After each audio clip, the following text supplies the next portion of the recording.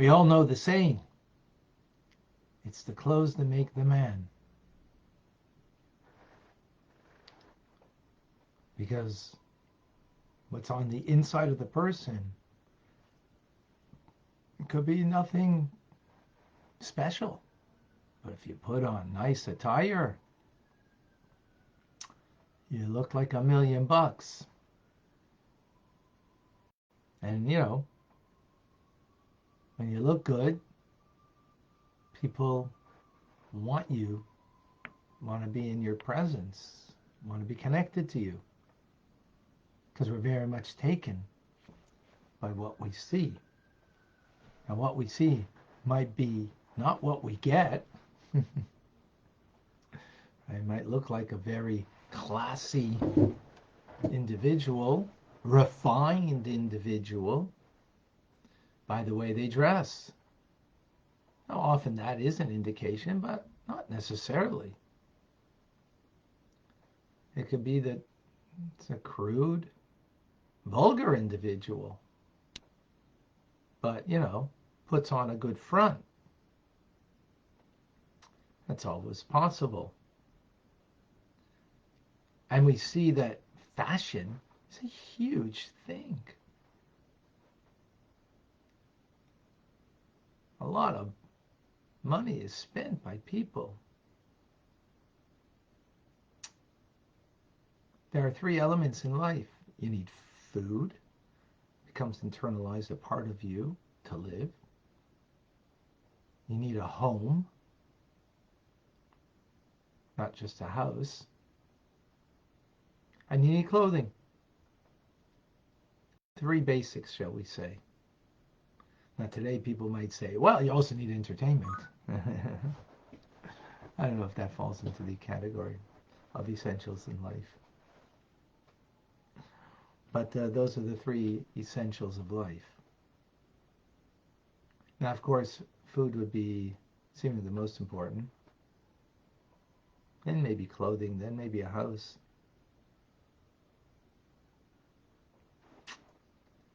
That's the way we look at it from a world perspective.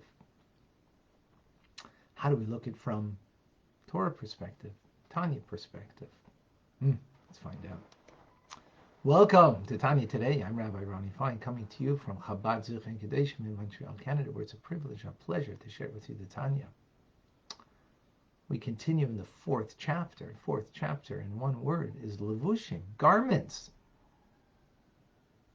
The garments make the person. Garments, in the metaphor that is being used here, is thought, speech, and action of the individual. How the soul expresses itself. The soul itself is beyond expression in its intelligence and emotions. But intelligence needs a thought to express itself. Emotions needs thought and speech, and action will bring how it'll express itself. But yet the soul is greater than the self-expression. Right? The person themselves is greater. How about the love and awe that the soul has naturally for God? Is that greater than the expression of it in thought, speech, and action? One might think so, because after all, the soul is bound up in one with God, as we learned in chapter 2.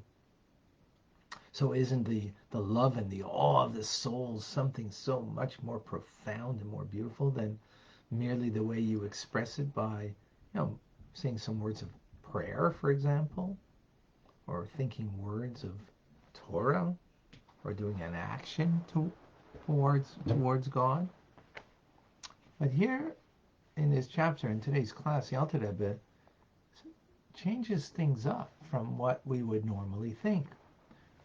And indeed, it's the clothes that make the person. It makes the person. Now, how could it be if they're merely garments to the soul? Thought, speech, and action are merely garments to the soul. They're not the soul itself. It's like saying, the way you express yourself is more important than you. in a certain way, you might say, and that's what we're saying here. So the Alter Rebbe explains, the quality of our Torah study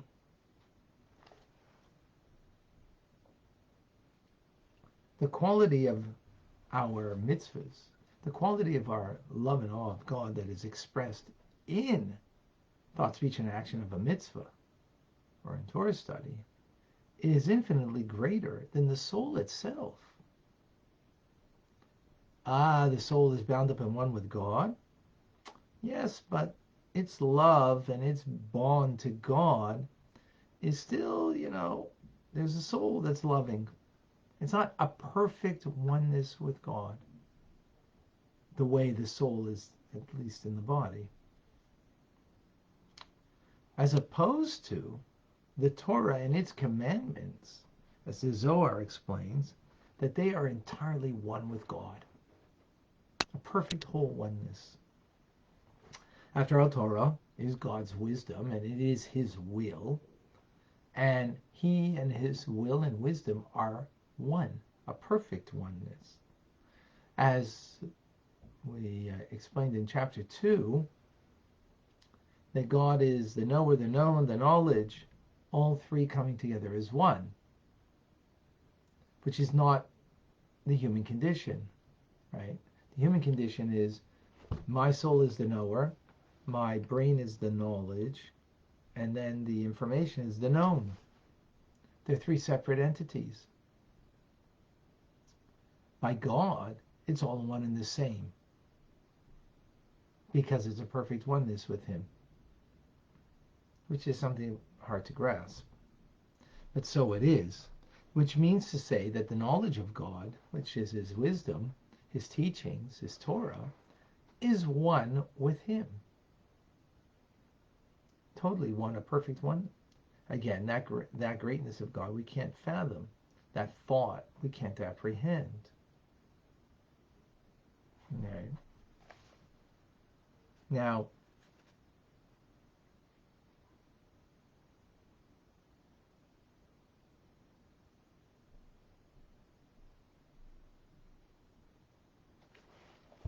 well, if that's the case, then God's wisdom is beyond us.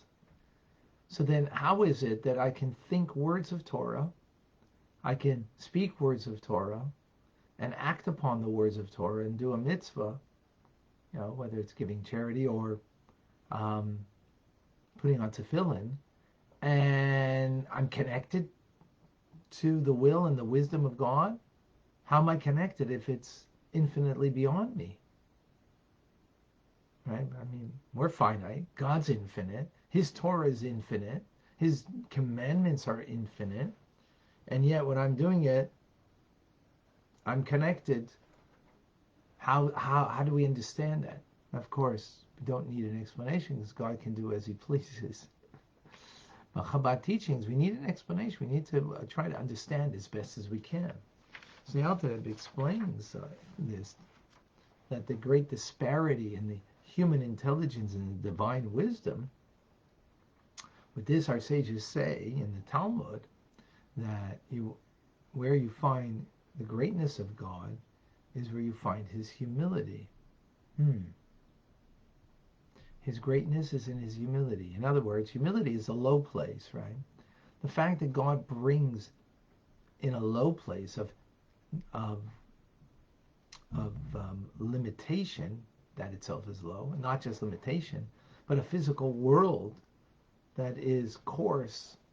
And in that physical world, the infinite divine wisdom is now being grasped, understood. That's humility. That God's bringing the infinite into the finite realm that we can have access to it. Right? Okay. So we understand it's humility that is causing this. How does God do it? So He does it by, He compresses the infinite and puts it into a finite box called Torah, called the letter combination of the 5 books of Moses, Torah, Nevi'im, Ksuvim, Tanakh, right? That every letter and word that's there contains the will and wisdom of God, right? It's also contained in the oral Torah, the Agada, the Midrash, all the things of the sages. What God did is he compressed the infinite and put it into a finite words that express and give us an attachment to the infinite of God. Wow. Which means, as I'm doing right now, that I am saying the words of Tanya, comprehending them in my thoughts, which all of us are doing, I am comprehending the infinite, the way it's been squeezed, if you will, contracted, if you will, into finite words and letters. So when you're looking at Tanya, at the letters, and you're seeing letters and you're reading it, understanding it, they're finite, they're limited, but what they contain is the infinite. That's pretty awesome. So now, when I'm thinking, speaking, and acting based on the Torah teachings, I am thinking, speaking, and connecting to the infinite will and wisdom, infinite wisdom of God that is compacted into the finite.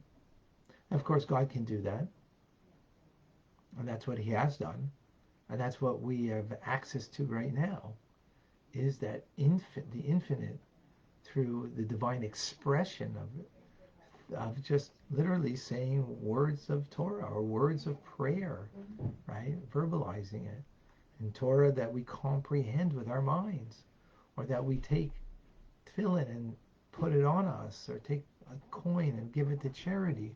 What we're doing is a limited, finite action, but contained in it, as God's great humility, is take from the infinite and put it and contract it, compress it, right, into 613 commandments of the Torah and all of the laws thereof, that I have access to the infinite of God. So many people look at Torah and mitzvahs as, it's a way of life, which it is, absolutely. It's a guidance from God, absolutely. The word Torah means hoyra, means a guidance for our lives, absolutely. But they might look at it as, there's a lot of self-help books that give guidance to life, right? Which is wonderful, and they might give really good guidance to life. But they give guidance to life. This doesn't give guidance to life. This is life. Why? How's it life? It's life itself. Because the words, because through our thought, speech, and action, we are attaching ourselves to the source of life, to God, to his wisdom,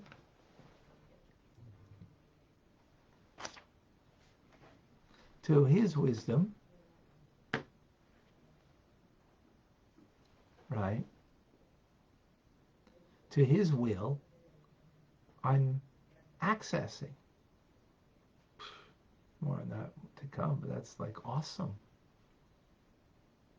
So the book Tanya that we're learning, it's like no other book. Not for that matter, all of the Torah, right?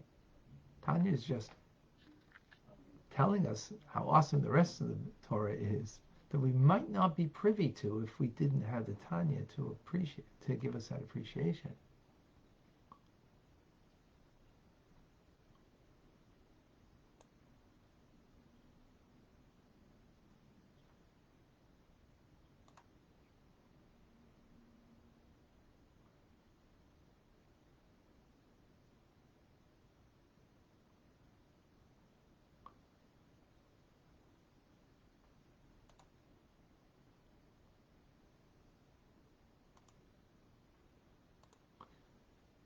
All right, any questions, any comments? Powerful stuff. Just a reminder, this Sunday, Monday, we have our charity matching campaign. Many of you have come forward, and I thank you. Some of you have even started with your team to send out, and people are helping out. Chabad Zuchen Kadeshim is the sponsor of what we do in our here in Tanya and everything else. Not Chabad.org. They're the vehicle, but they're not the sponsor or the platform.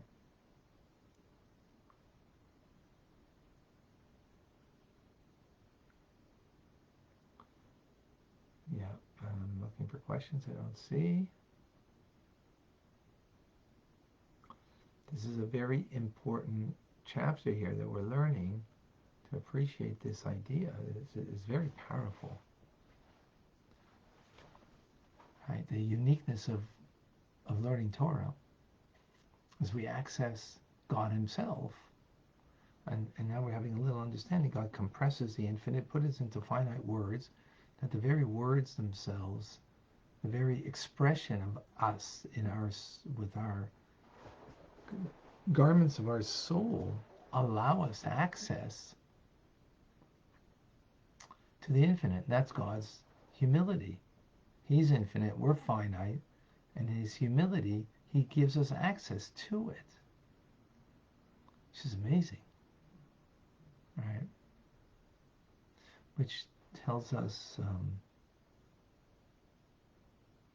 humility means to give access to something, to an individual that's greater, that they're not there yet, but to give them that access.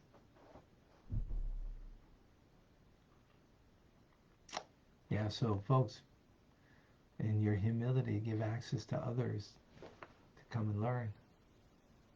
Is there something lost in the compression? Good question, Brett. I'd say no, because God is the one compressing it, right? There isn't. Essentially, there isn't. The only thing that might get lost is that on the surface, we may not appreciate the infinite quality of what we're engaged in because it's being compressed. But without it being compressed, we wouldn't have access to it. So it's a catch-22. We wouldn't have access to it if it wasn't compressed. So God that's His humility. He's giving us access, which is amazing.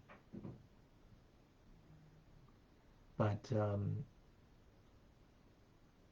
yeah, so the only downside to it is that since it is in the finite form, you might just think it's another self-help book. You might think, well, it was written by man anyways, wasn't, a bunch of men got together. And we have proofs for it. When you study Torah, you see that that's not the case. Lori, does the divine knowledge carry into other judicial-based religions? Excellent question. So, Parshas Mishpatim.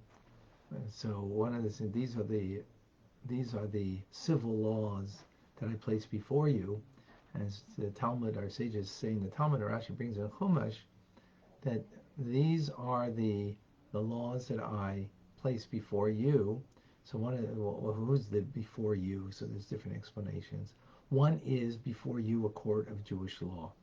Any civil law that we have, Jews take it to a Jewish court. If for whatever reason it can't be dealt with over there because the litigants or a party is not going to be a party to it, so then then there might be permission to go to a non-Jewish court.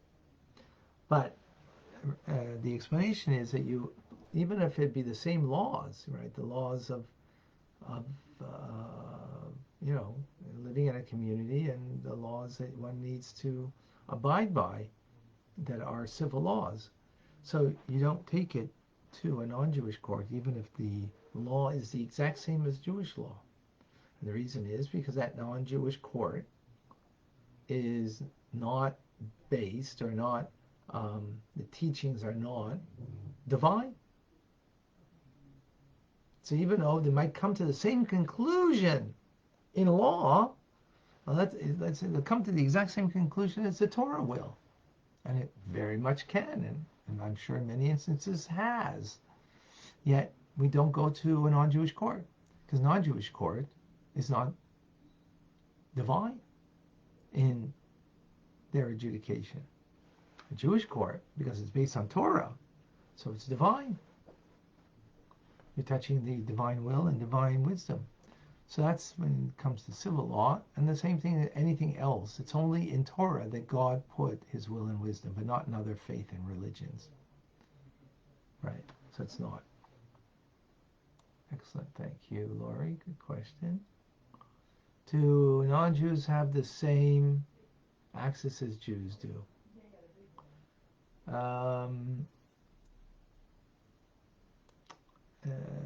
Yeah, not really, because the 7 laws of Noah that are for all non-Jews is their access, and so you know that's their. So it's not the exact. No, it's not the exact same. There's distinction. When Mashiach comes, will Torah be the only law followed by other nations? Well, then there'll be a recognition that there's only one divine truth, and that is Torah. And absolutely, that doesn't mean other teachings don't have truths to them. They do, but it's not, you know, the Word of God. Having truth, you know, every human can touch and access some truth, but absolute truth, only God can, because he's the only absolute truth there is. We're not. So it's only his truth that is absolute, and then in the times of Mashiach, there'll be an absolute truth that will be, you know, real to all of us. Excellent questions. Amazing. Thank you. For those who still want to help out with and create and reach out to others to, please let me know, or let the Vida know, and we'll set that up for you. And that's it for now. I'm Rabbi Ronnie Fine, coming to you from Chabad in Montreal, Canada. It's a privilege and a pleasure to share with you the Tanya. Have an amazing, great day. Thank you, folks. A good Chodesh, a good beginning of a new month,